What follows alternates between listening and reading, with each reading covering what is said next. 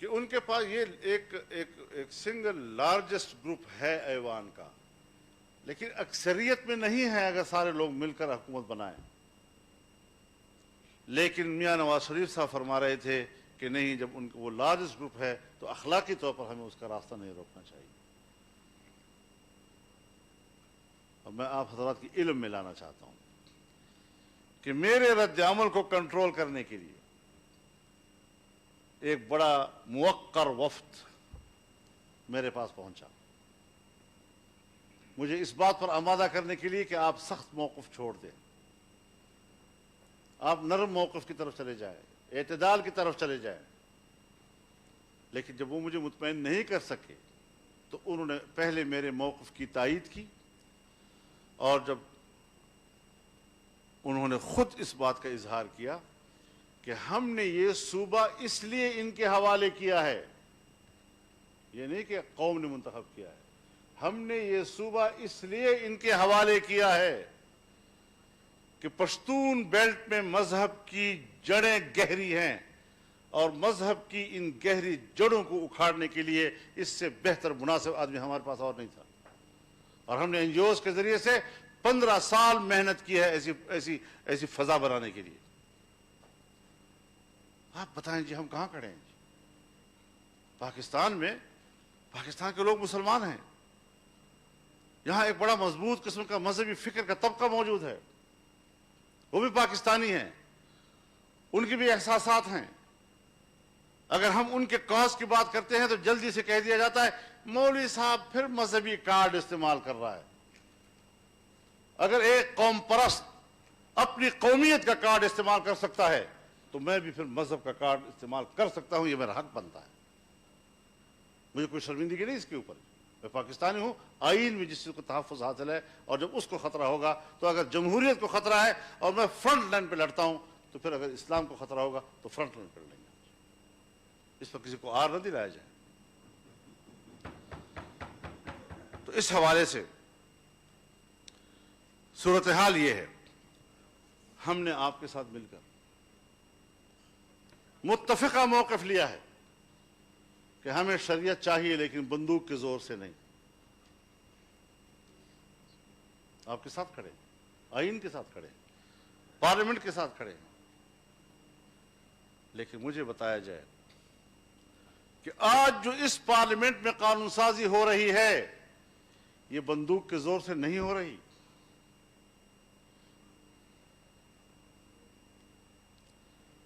ریاستی بندوق اگر وہ اپنے زور سے مجھ سے قانون سازی کراتا ہے وہ سر و چشم پہ قبول،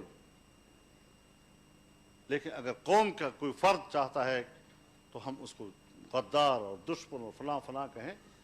ہم آپ کے ساتھ ہیں اس معاملے میں. ہمارا نظریہ یہی ہے کہ ہم جمہوری راستے سے محنت کریں، لیکن جمہوری راستوں سے سن 73 سے لے کر آج تک کیا ملا ہے قوم کو؟ ابھی تک شکوے تو موجود ہیں،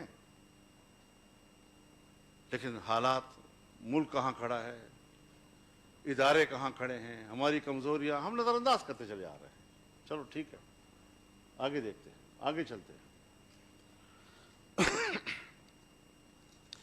ہمارے ملک کا جمہوری نظام بھی اس وقت مکمل طور پر پابجولاں ہے. پھر یہ کہنا کہ جی دھاندلی کے لیے کمیٹی بنائی جائے اور کمیٹی اس بات کو تلاش کرے کہ دھاندلی ہوئی ہے یا نہیں ہوئی، تحقیقات کرائی جائے.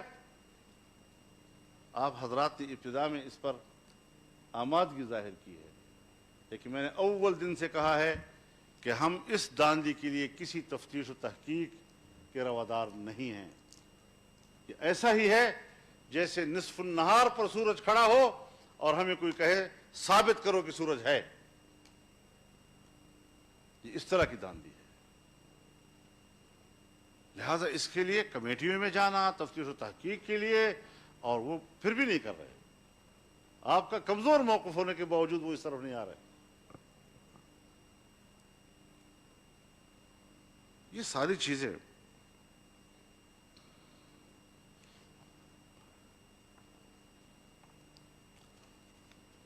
جو آپ نے اپنے وسیع الظرفی کا مظاہرہ کر کے کہا کہ لارجسٹ گروپ ہے اور حکومت بنائے. آج پنجاب میں مسلم لیگ نون لارجسٹ گروپ ہے. کیا یہ فراخ دلی وہاں سے آپ کے پاس آئی؟ کیا انہوں نے آپ کو وہاں حکومت بنانے کا موقع دیا؟ جس طرح پیپلز پارٹی نے سندھ میں کہ ہم تو وہاں حکومت بنا رہے ہیں تو ہمیں حلف سے مت روکیں، تو مسلم لیگ نے بھی یہی کہا تھا کہ ہمیں حلف سے مت روکیں، ہم پنجاب میں حکومت بنا رہے ہیں. تو کیا جواب ملا آپ کو وہاں پر؟ یہ باتیں میں صرف اس لیے عرض کر رہا ہوں، شاید جذبات کو ٹھیس بھی پہنچے ان چیزوں سے کہ فضل الرحمان کیا پرانی باتیں دوبارہ کر رہا ہے، لیکن صرف یاد دلانے کے لیے کہ ہم بہت کچھ کھو چکے ہیں. آج اگر ہم نے فیصلے کرنے ہیں تو پھر بھرپور فیصلے کرنے ہیں. اگر ہم نے کوئی ڈھیلے ڈالے فیصلے کیے، روایتی قسم کے فیصلے کیے، ابھی مارچ آ رہا ہے، اگر مارچ میں سینٹ کا الیکشن ہو جاتا ہے تو پارلیمنٹ کا ایک حصہ ان جعلی لوگوں کے ہاتھ میں آ جائے گا.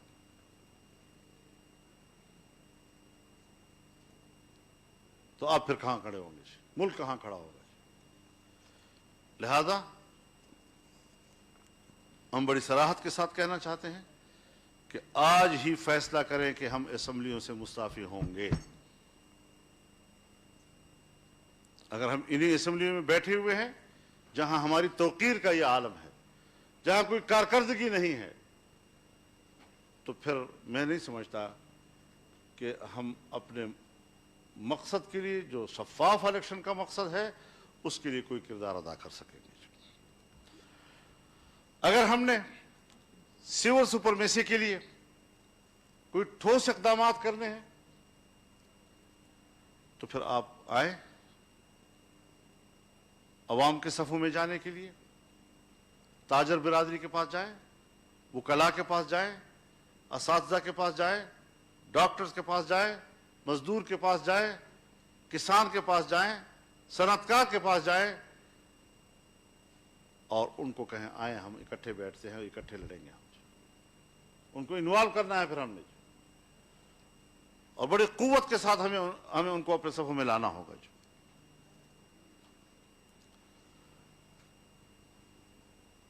نیب کے بارے میں کافی باتیں ہو چکی ہیں. میں میاں نواز شریف صاحب کے خیالات سے بالکل متفق ہوں، لیکن میں ایک بات یاد دلانا چاہتا ہوں کہ جب 18ویں ترمیم کے لیے کمیٹی بنی تھی اور آئینی اصلاحات کی کمیٹی کہلائی تھی، تو اس میں ہم نے یہ عرض کیا تھا کہ یہ جنرل مشرف کی ایک ڈکٹیٹر کی بنایا ہوا ادارہ ہے، اس نے ہمیشہ سیاستدانوں کے خلاف اور جمہوریت کے خلاف استعمال ہونا ہے، اس کو اومٹ کر دیں. جہاں بہت سی چیزیں آپ حذف کر رہے ہیں، جہاں پوری 7ویں ترمیم ہم نے حذف کر دی، حذف کرنے کے بعد پھر دوبارہ اس کو بحال کرنا، ہم نے اپنی درخواست کی تھی آپ حضرات سے، لیکن خدا جانے کیوں اس کو برقرار رکھا گیا، کس مصلحت کے تحت برقرار رکھا گیا، ہمیں آج بھی پتہ نہیں چلا. اور آج ہم بھگت رہے ہیں اس چیز کو کہ کس طریقے سے ہمارے اس ملک میں اس کا کردار ہے سیاستدانوں کے خلاف. یک طرفہ زیادہ تفصیل سے بات کرنے کی ضرورت نہیں ہے، اس لیے کہ اس پر بات ہو چکی ہے.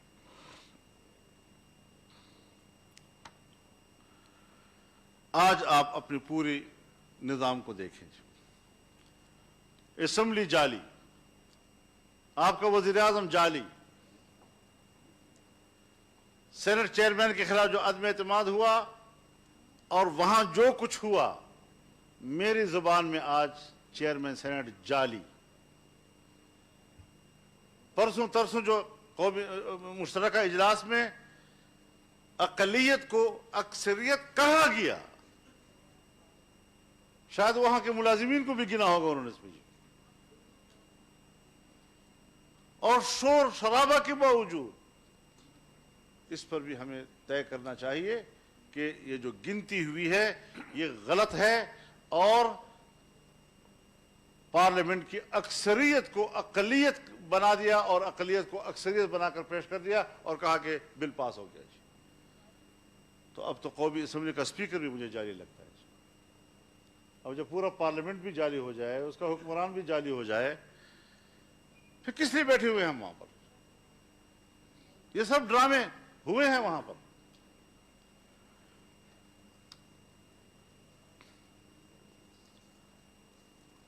اور آج جو FATF کے ذریعے سے قانون سازی ہو رہی ہے، یہ یہاں اب رکے گی نہیں.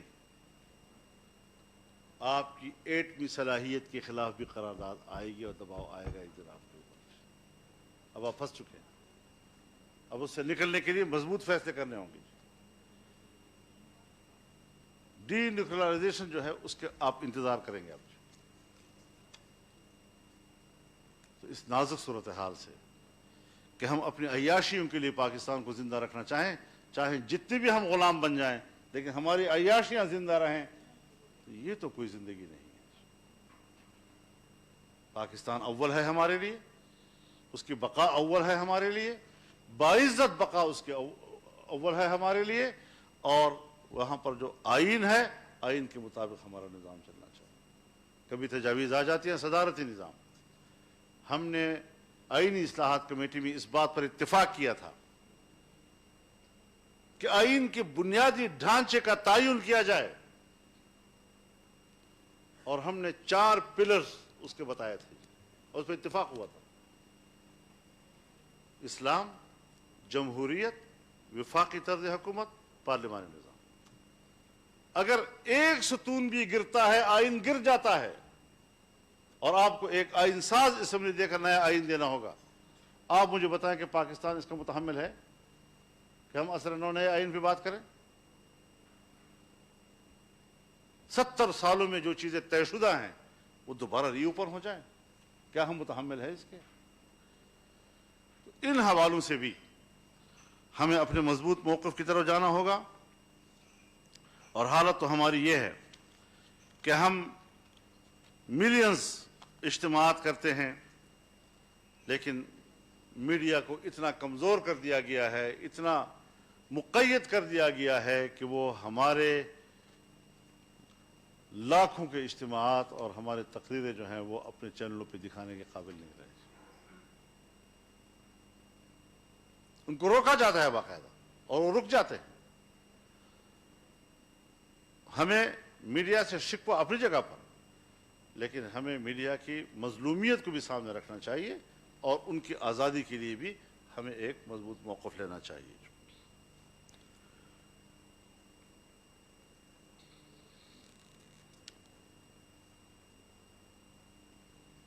پاکستان بڑی ہمت کے ساتھ میگا پروجیکٹس کی طرف جا رہا تھا.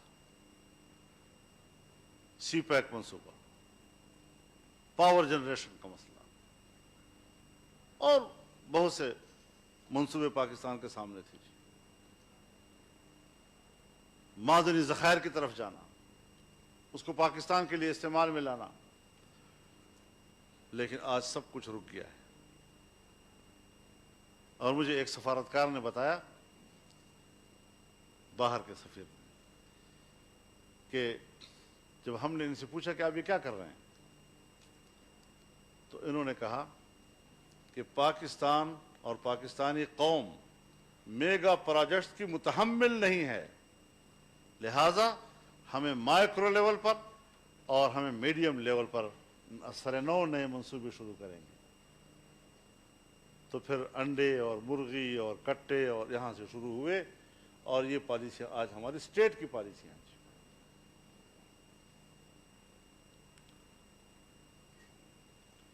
یہ ایسا موضوع ہے جی کہ اس پر آپ مجھ سے زیادہ بہتر جانتے ہیں. ہمیں یہ چیزیں دیکھنی ہوں گی کہ اگر آج کی ایک غیر آئینی حکومت دنیا کے کسی بھی ملک کے ساتھ یا بین الاقوامی کسی ادارے کے ساتھ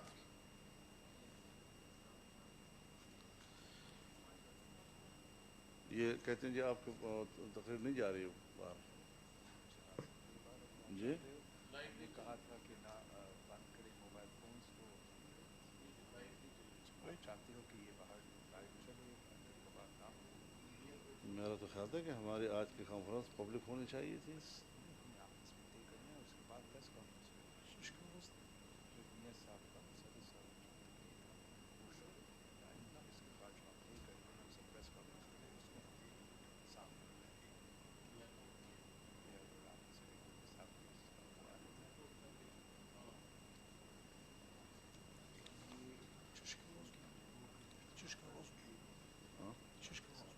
تاسو خبره لایو نه بار نه ځي مخکې لاړل تاسو باندې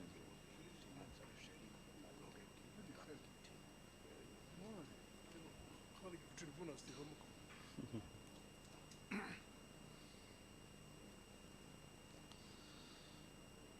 تو اب ایسی صورتحال میں میرے خیال میں حکومت تو ہماری آواز کو پبلک میں لے جانے سے روکتی ہے، لیکن آج اے پی سی نے بھی ہماری تقریر کو باہر جانے سے روک دیا ہے. تو ہم پیپلز پارٹی سے اور ان کے منتظمین سے اس پر اپنا احتجاج نوٹ کراتے ہیں. یہ نامناسب بات ہے جی.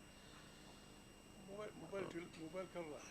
نہیں موبائل کرے بھی صحیح، لیکن ابھی میرے آنے سے پہلے ابھی جب اس لیے میں ان دونوں کو بلا رہا ہوں، میں ابھی آیا اور کہا کہ ہم فونز کو بھی بند کریں گے اور ان دونوں کو بھی بند کریں گے. اور ہم نے سنا کہ اور جو بعد میں پریس اور آپ کا ریکویسٹ پہ آپ کا دوسرا جماعت جو آپ کا ایم ایم اے میں ساتھ ہے ان کے ریکویسٹ پہ یہ ان کیمرہ ہے اور اس کے بعد پریس ان کانفرنس. کیمرہ تو نہیں تھا نا، اس سے پہلے تو ہمیں کہا گیا تھا کہ آپ لوگوں نے ریکویسٹ کی ہے کہ یہ نہیں، ہم نے کوئی ریکویسٹ ٹھیک نہیں. ہے بی چلو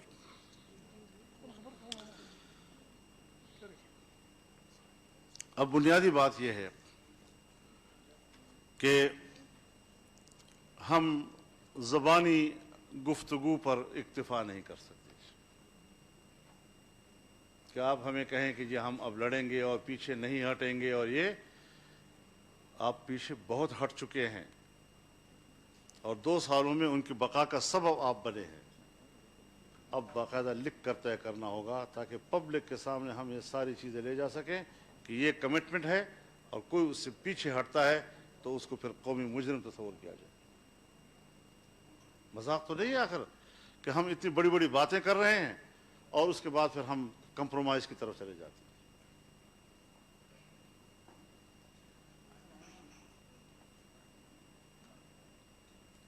ٹی وی پہ نہیں چل رہا، سوشل میڈیا پہ آپ لائیو ہمارا تو لائیو اگر آپ چاہتے ہو کہ ٹھیک ہے، ٹھیک ہے. ہمارا کیمراز آپ کو سوشل میڈیا پہ لائیو کریں. صحیح ہے. لیکن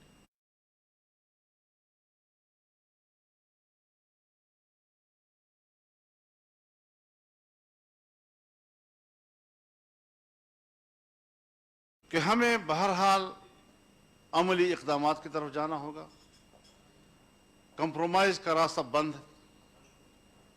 آپ ہماری تحریک کو ایک سیاسی مہمیز تو لگا دیتے ہیں، لیکن جب ہم آگے بڑھتے ہیں تو پھر اس کے بعد ہمارے مصلحتیں سامنے آ جاتی ہیں، اور یہ رویے جو ہیں اگر اپوزیشن کی جماعتوں کی طرف سے بھی برقرار رہتی ہیں تو میں نہیں سمجھتا کہ ہم ایک دوسرے پر اعتماد کر کے کوئی تحریک چلا سکیں گے. اعتماد کے لیے بھی ہمیں مؤثر باتیں کرنی ہوں گی. ہمیں ایک تجدید عہد کرنا ہوگا. ہمیں حلف اٹھا کر یہاں سے نکلنا ہوگا. ہمیں ایک تحریری میثاق یہاں لکھنی ہوگی. اگر ہم چاہتے ہیں ہمارا ایک باقاعدہ تنظیمی ڈھانچہ ہونا چاہیے. ہمارے اس اپوزیشن کا باقاعدہ ایک نام ہونا چاہیے. ہمیں ہر طرح کے سرکاری تقریبات کا بائیکاٹ کر لینا چاہیے، چاہے کتنے بھی بڑے ملک کا سپر پاور کا مہمان یہاں آئے. ہماری روایات یہ ہیں کہ ہم ان تقریبات میں چلے جاتے ہیں، لیکن ہمیں ان کو میسج دینا ہوگا کہ ہم اس کو نمائندہ حکومت ہی نہیں سمجھتے جو آپ کی میزبانی کر رہی ہے، لہذا ہم یہ آپ کو میسج دینا چاہتے ہیں کہ ہم آپ کی اس تقریب میں شریک نہیں ہو رہے ہیں. پارلیمنٹ میں قانون سازی کے عمل سے مکمل لا تعلق ہونے کا اعلان کرنا ہوگا.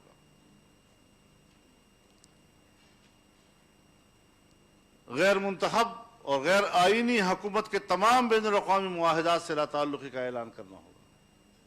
آئندہ کوئی بھی حکومت بنی تو اس کی پابند نہیں ہوگی. یہ گورنمنٹ ہی نہیں ہے.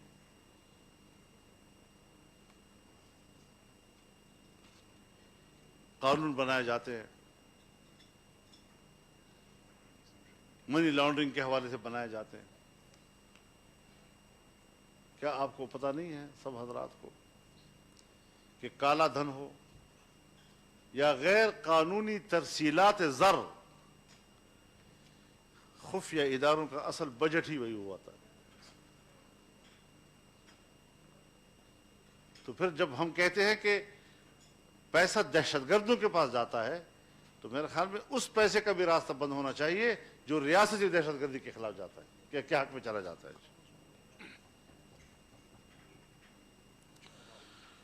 تو یہ ساری چیزیں ہمارے مد نظر ہونی چاہیے.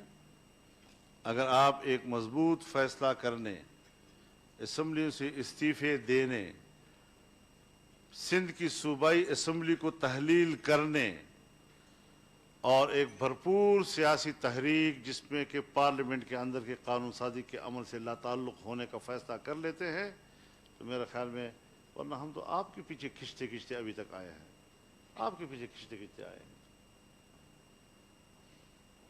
کہ ہم کچھ فیصلہ کریں تو شاید وہ اتنا مؤثر نہیں ہوگا پھر.